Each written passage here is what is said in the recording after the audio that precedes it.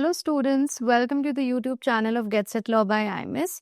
I'm your verbal ability mentor Sanjana Ma'am, and today let's dive into another editorial piece. I've already done a couple of videos based on decoding editorials before, so you can go and watch those videos for your reference, take more insights, because with every video I'm focusing on a different genre of editorial.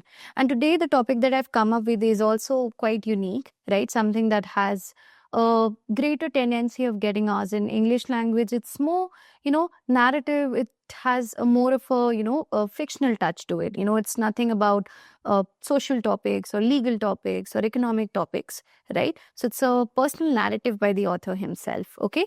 And as always, we'll look at what all we can learn from this session of identifying the important ideas, understanding the primary idea, right? And decoding the contextual meaning of the words and seeing if there's a word we do not know the meaning of, but can we understand it in the context of the passage? Or rather, we can also understand, is it really important to know the meaning of every word? Because a lot of times, no, it's not really that important as well. You can still answer the questions correctly, right? And skimming through the passage, because many times you'll find articles that will contain a lot of repetitive or redundant ideas. So is it important you read everything? Again, no. Okay, so right off the bat, we'll look at this piece here. The title is It's an Ode to Crying. I know you might feel that, ma'am, this is really a very lengthy article. How long do you think I can take to read the entire, passage here? I would say 5 to 6 minutes, that's it. Okay, it's really possible also. So, an ode to crime, the author here perhaps wants to talk about the importance of crying, right? And when you read the subtitle, it says, science tells us that crying is therapeutic. In itself, this is going to tell you that the author is going to talk about the benefits of crying, right? And perhaps that crying in itself is not really such a weak activity as society thinks it to be. Okay, we'll focus on the introduction. Now, let me tell you, the introduction here is the author talking about how he himself as an individual doesn't cry that often. Perhaps because he's not an expressive person in this particular way. So what that means is that you don't really have to focus so much on the introduction and read the entire statements mentioned. You can just skim through it, or you could just read this part and understand, does that make me less human? He's just having this question to himself. Simply because he doesn't cry, does that mean that he's not as human as possible, right? And these questions flashed through his mind as he saw Amanda weep profusely on world stage after her devastating loss in Wimbledon final, right? Now, if you want, you can still chuck this piece of information, because till this part it's entirely descriptive in nature.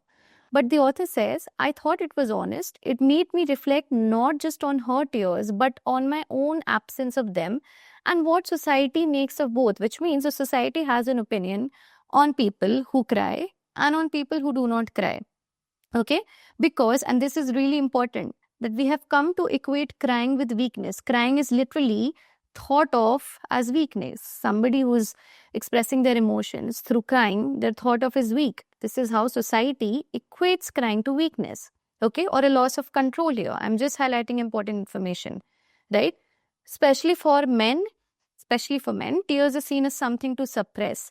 And certain, some examples are given of stereotypical dialogues that we will throw around, don't cry like a girl, and men are not supposed to cry.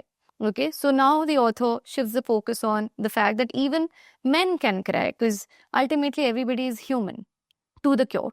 So there's a lot of misogyny baked into our discomfort with crying. From early age, boys are taught to not cry, to bottle things up, to suppress their emotions, But crying is far more nuanced than we think it is, which means we don't just cry when a sad situation arises. We don't just cry whenever there is grief. We can also cry out of frustration. You see how I have chosen to skip these lines? We can also cry out of frustration, anguish, sheer exhaustion. And then the author gives another example that he knew somebody who did cry after a missed flight, and that is because this person himself had his own woes to think about when the missed flight incident took place. So you don't particularly need something really serious or grievous in nature to cry. You can cry because of different emotions as well. Okay, we can also cry tears of joy, right? So relief can be as overwhelming as sorrow. You see, students, how I didn't even read the entire part till now, right?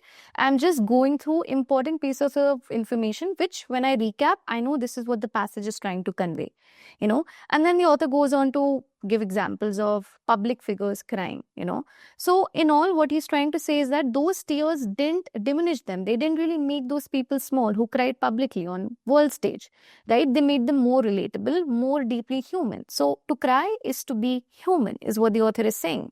If you want, I can write it down here. To cry is to be human, right? So it's normal. They elevated them in our eyes. But today we still continue to judge tears, especially in public and professional life. Another example he gives where, a professional was sort of chided just because upon narrating a tragic incident, he couldn't hold back his tears. All right. So why is authenticity unwelcome in spaces where empathy should matter most? So empathy is another theme that the author is exploring, right? So science tells us that crying is therapeutic. So can I say we are talking about the utility or importance of crying? Yes, right? Emotional tears, they contain stress hormones, right? So crying helps release tension, soothes the nervous system, and brings a sense of relief. That's why people often say, I feel lighter after a good cry. So much so that even in Japan, there are crying clubs where people gather to let it all out together. So it isn't dysfunction, it's the body's way of healing. So students, till this part, I am reading out some statements now because it tells me more of what the author thinks about the activity of crying, right? Now, the author further says that not everybody cries easily. Everybody is different. Everybody is made up differently. They behave differently. They function differently. Some people like to cry if they want to express their emotions. Some do not like to express it by crying, right? So, but we must stop believe that crying tells us anything definitive about a person's character. So, just because somebody cries or somebody doesn't cry, it doesn't mean that we know the person's or the person's personality traits, right? What matters is whether we allow ourselves to feel fully. And ultimately, the author ends the passage on a typical note, which is that we shouldn't really see crying as a weak activity, right? Let's not see tears as a breakdown of control, but as a breakthrough of honesty. Another theme. I have learned not to feel awkward with someone cries in front of me. The author simply allows that person to cry, right? So we live in an age of pretentious appearance, curated social media, measured speeches, the pretense of always being in control. And in such a world, tears are one of the last truly honest acts, right? Whether it's sorrow, pride, frustration, or joy, crying is an anchor to something real. It's a reaffirmation that we are human. Let me tell you something. Before reading this last statement, didn't I mention to cry is to be human? And this exactly gets, sort of summarized in the last statement. So good reading is when you know what is going to come further, especially with topics like these. Didn't I read everything here? I didn't have to. There was no need for me to do it. And this pretty much, whatever I've written here, whatever I have highlighted here, the arrows, these are the important pointers that we need to read, keep in mind. And that's all.